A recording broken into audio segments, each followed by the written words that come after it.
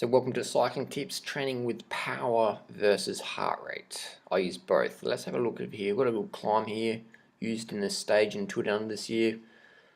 Quite a popular climb. Got over 1900 riders on there. Fastest time, Damon Howson. I think he's under 23, silver world time trial champ.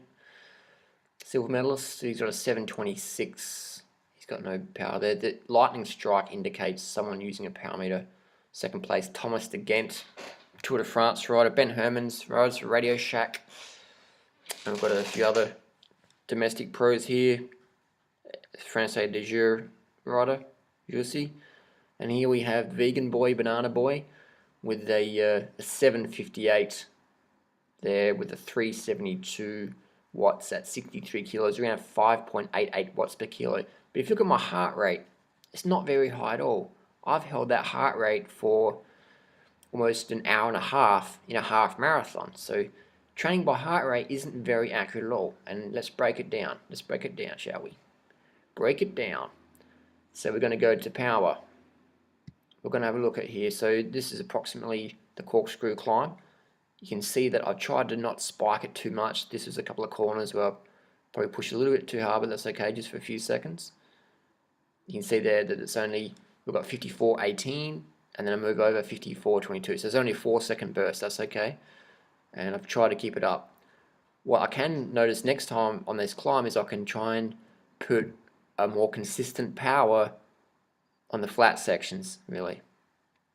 I was, so you can see there we have a 12-second drop from 446 down to 273, so I could have been a bit more consistent on that flatter section, just focus a bit more pedaling instead of trying to recover. That's often the mistake you make when you hit the flat section, you try and recover, but you really want to keep the power even. So we can see that variation there. So we average about 370 watts, so there was no spikes, there was nothing too crazy. It was pretty good pacing, and which just makes it easy when you've got a power meter on there. Now let's have a look at heart rate. What's heart rate going to tell us? See, I've already started the climb and my heart rate's only 157. And as we go along, it's taken me 8 minutes to get my heart rate right up there. Now, by the time my heart rate peaked, I'm already starting to go down the hill. So 186 is, I can hold that for at least 20 minutes. So we can see that training with heart rate isn't very accurate because it takes a while. In my case, it took me 8 minutes to really get into my zone heart rate. 8 minutes. The climb's already over. So heart rate shows you how your body is responding to the power you're putting out. Power, on the other hand, shows you what you're actually doing right now. In the last few seconds, it shows you what you're doing right now. So power versus heart rate. Power shows you what you're doing. Heart rate shows you how you're responding to what you were doing. Does that make sense? So it's a bit like cooking. If you want to bake a vegan banana cake, then using a thermometer, aka a power meter, is going to help you a lot more than just, using a fan or whatever. So heart rate is good, but power is best.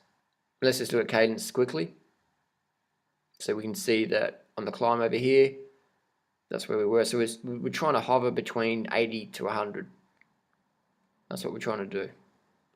So nice, last light cadence. And this is a pretty steep climb. I use compact crank on this one, so I can have that nice cadence. So we probably average around 85 for the climb, cadence-wise.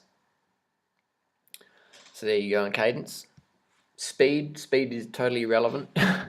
Speed means nothing really in cycling. It doesn't show you what's happening because you might be drafting, might be tailwind, whatever. So power is the most absolute and accurate way to train. If you're not training with power, then you're really missing out a lot. So heart rate shows you how you're responding. Power shows you exactly what you are doing. Exactly what you are doing. So there you go. That's the difference. Heart rate shows you how you're responding to the workload, and power shows you your actual workload. So it's a bit like going to the gym and wearing a heart rate monitor to do bench press.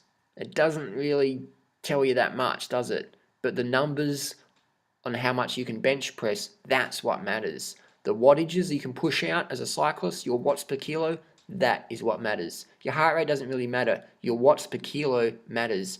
If you're in the gym doing bench press, you can put your heart rate strap on. Yeah, that's cool, but what matters, are you getting stronger? Are you lifting more weight? As a cyclist, are you putting out more watts per kilo? Only with a power meter you can objectively quantify and measure advances in your fitness. Objective advances. Not guessing, not assuming, not thinking, oh yeah, my heart rate's... No. You can say my watts per kilo is up, and watts per kilo is the most important factor for a cyclist. Thanks for watching. See you soon.